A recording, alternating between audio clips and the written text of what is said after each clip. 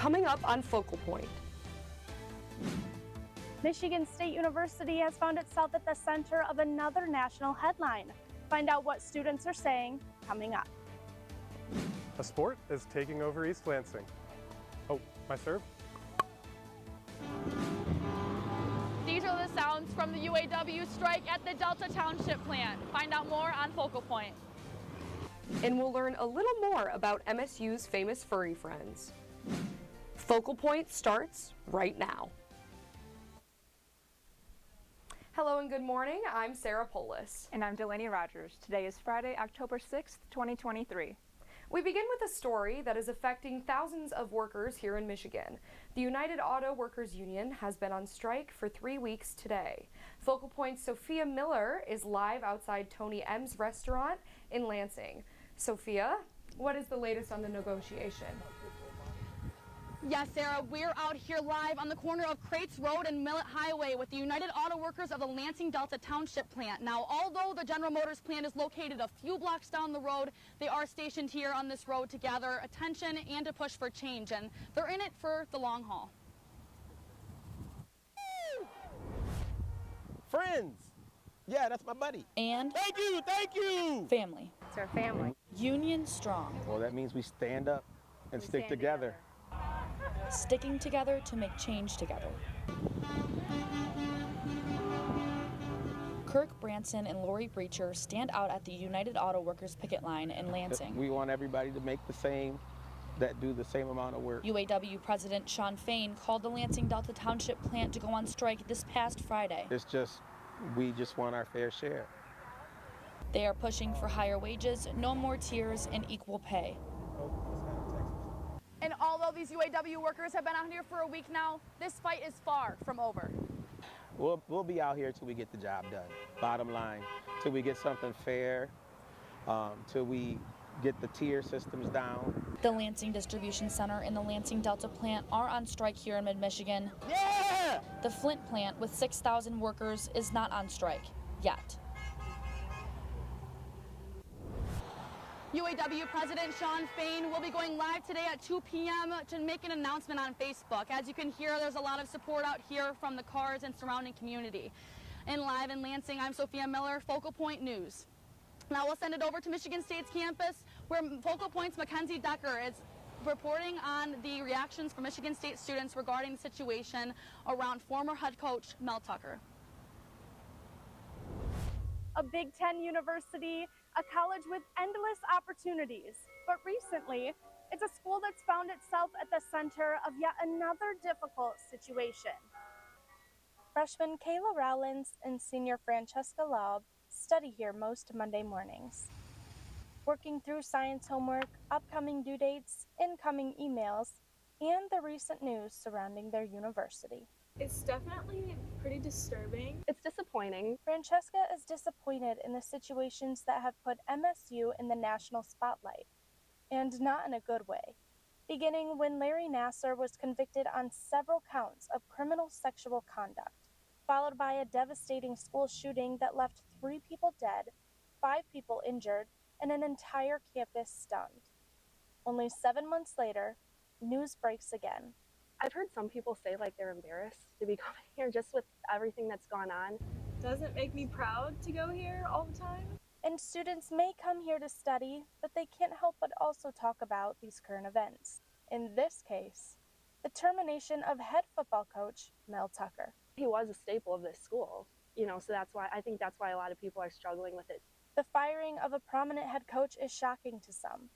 I think a lot of people are really disappointed by what's happened because he seemed like such a great, outstanding and upstanding coach.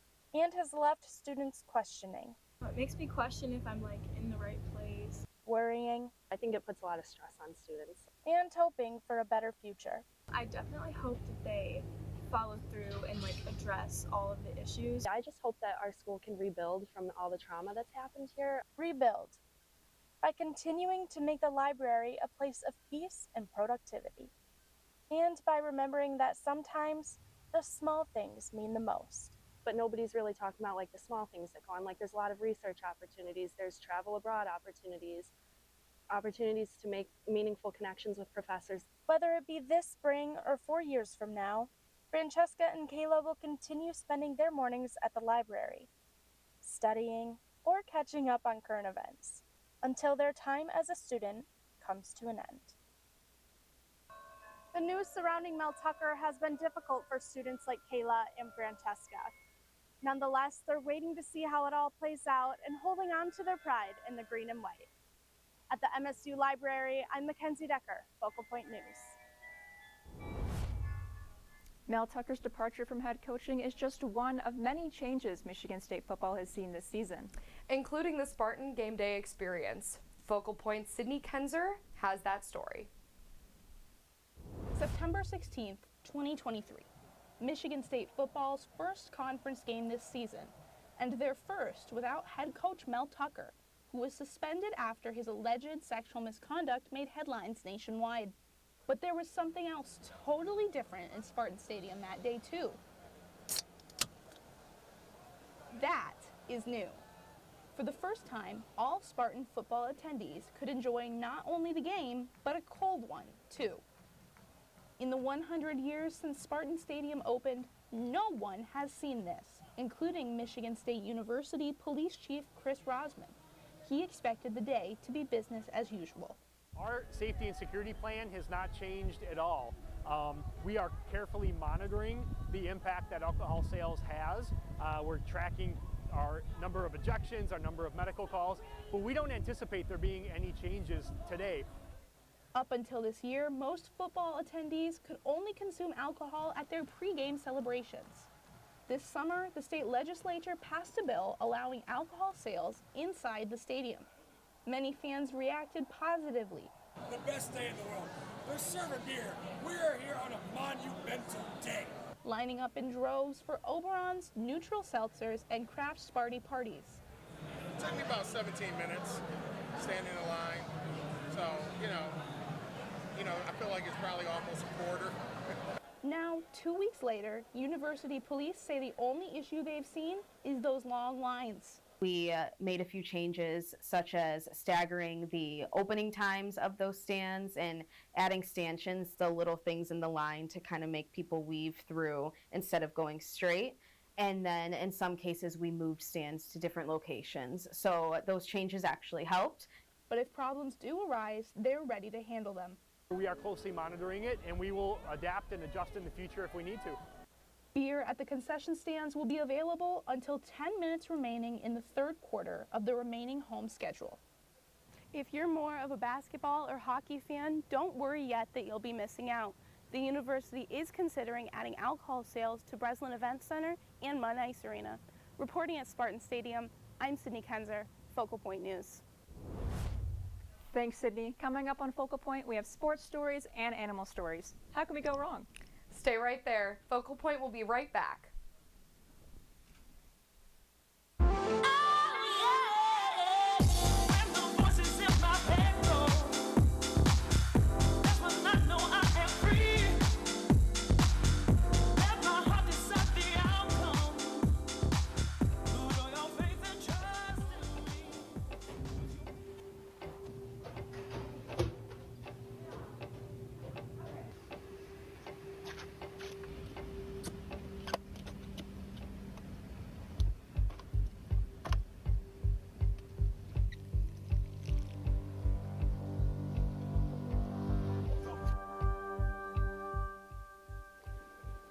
Don't drink and scooter.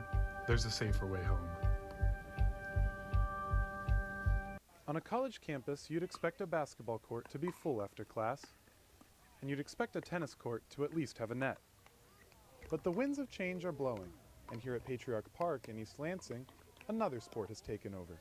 Something about this sport, it just hooks people. I got it. Pickle Ball. Oh no! And it's popular with college students. We are seeing so many younger people. We're seeing people come over during the day from campus. It's been nice. I mean, look at these courts. The new courts were installed this summer after the community raised enough money to tear out the old Patriarch tennis courts and pave 10 new pickleball ones. There's still one tennis court left, although now it seems to be used as a playpen for kids whose parents have picked up the paddle. It's the most awesome community. We have met like so many I can't even count them. It's hard to count how many people play together on any given night, and to keep track of who's next, which is where the whiteboard comes in. You just put your names down, hold your paddle, and when they call your name, you're up. And when you're up, you're up. It's cool because you sort of can't stay nameless. Everybody introduces themselves and tap paddles at the end. No matter when you come, you'll hear that popping sound. Oh, nice. And with it, more introductions and more good games. You can come Monday, Tuesday, Wednesday, Thursday, Friday, Saturday, Sunday, morning or night, and there will always be 30 plus people playing. Nice game, you guys. Good game. Excellent. Now there's open play here every day for all levels at Patriarch Park, so whether you're just beginning or already a pro, there's a court for you. Now I think that about covers pickleball. For the rest of your Spartan sports, we're going to throw it over to the Spartan Sports Report desk. Thank you. Yes, a lot of sports to cover this week from the Spartan Sports Report desk. I'm Elisa Luker. And I'm Brendan Bomarito. Michigan State football faced their first road test of the season at Iowa this week. The Spartans came into a blackout and went in at halftime down 10-9 after a 58-yard field goal from Jonathan Kim, the longest kick ever in Kinnick Stadium. Iowa starting quarterback Caden McNamara left the game in the second series with a lower body injury, and Deacon Hill stepped in, finishing 11 for 27 with 115 yards, a touchdown, and an interception. The Hawkeyes and Spartans battled through the second half, but here, Iowa forces the punt from Ryan Eckerly, and it's Cooper DeJean who puts the game away on a 70-yard punt return touchdown. Iowa wins 26-16 and advances to 4-1, while Michigan State falls to 2-3 with a chance to regroup during the bye week. Over to DeMartin now. Sunday saw both men's and women's soccer nationally ranked and hosting Penn State for a doubleheader. First, number 23 ranked women's soccer took on number 4 Penn State, and the Nittany Lions came out swinging. 5 minutes in, Peyton Linehan fires a shot and scores for Penn State. Penn State would go into the half 2-0. The Spartans would control most of the second, capitalizing off the goal from Reagan Cox in the 52nd minute. This would not be enough as Penn State would score a penalty kick in the 79th minute, ending the game 3-1. On the men's side, there was much less net action as the Spartans came in ranked number 13th in the country. Also facing number 25th Penn State, both teams battled hard, but it was the defense that prevailed. Zach Kelly finished with 5 saves, and the hard-fought battle ended in a 0-0 tie. A lot of sports this week and a lot of sports next week. That's all from the SSR desk for now. Back to the studio. It's common for pet owners to show off their animals in shows and contests. And some of those contests can bring in quite unique animals. Robert Douglas has always been a horse guy. I showed horses before. Until another animal caught his eye. We walked out to the barn and it was a rainy day and his animals were all standing around inside the barn. And I was sold. This is what sold him, a 5-foot, curly-haired, long-necked llama. I'd had horses up to that point, but then I decided, okay, llamas. This is Llama Fest. Llama owners from 6 states make the trek to Michigan State's pavilion to simply show their animals and compete for the blue ribbon. Well, I'm hoping they'll place well and I can win. That's what we're here for. But it's not just ribbons that bring them here. More than anything, they love talking to their fellow llama owner. We really create close bonds because we have so much extra steps that we have to take in performance. Megan Fruits owns 20 llamas. They are truly my family. I love it.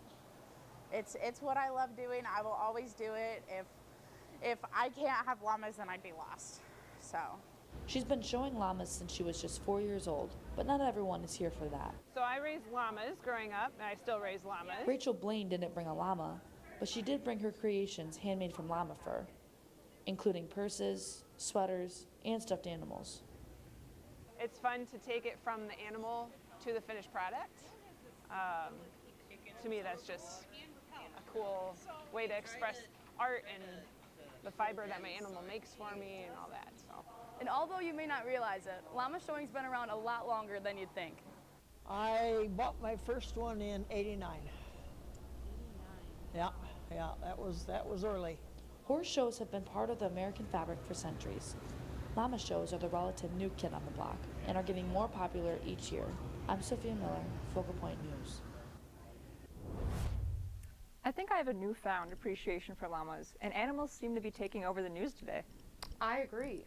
Focal Point's Donovan Scott has taken a special notice in some other furry creatures here on Michigan State's campus.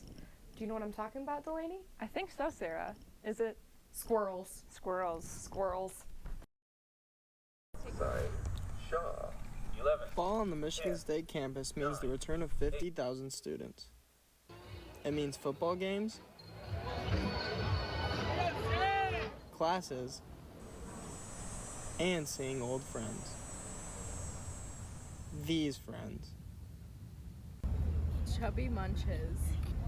Fat and friendly. Adventurous and ravenous. Little critters. That's what comes to mind. For students, the campus squirrels are more than just wild animals. They're friends. I don't know, students are happy to see them. It's like seeing a dog, so. I mean, they're kind of like therapy dogs, low-key. Izzy Montpetit is a senior communication student. She's seen her therapy dogs on the way to classes for 4 years. But I think it's so perfect for the campus because how the squirrels are such a big part of it. They become celebrities on campus, so much so that they have their own Instagram page that has over 5,000 followers. I've sent a lot, yeah. Well, just send them to them. They're like, oh my god, perfect. One of my cats got posted because we sent in a video of her just looking at a squirrel and just calling at the window. The Instagram page has been around for 5 years. The current administrators want to be as anonymous as the squirrels they feature. But anyone can share their favorite pictures of their favorite squirrels. And it seems on this campus, there are a lot to choose from. On the Michigan State campus, Donovan Scott, Focal Point News. You are absolutely right, Donovan. The squirrels at Michigan State definitely are like celebrities. Yes, and I might just have to send in my own submission. That's all we have for you on this week's Focal Point. I'm Delaney Rogers. And I'm Sarah Polis. Have a great weekend.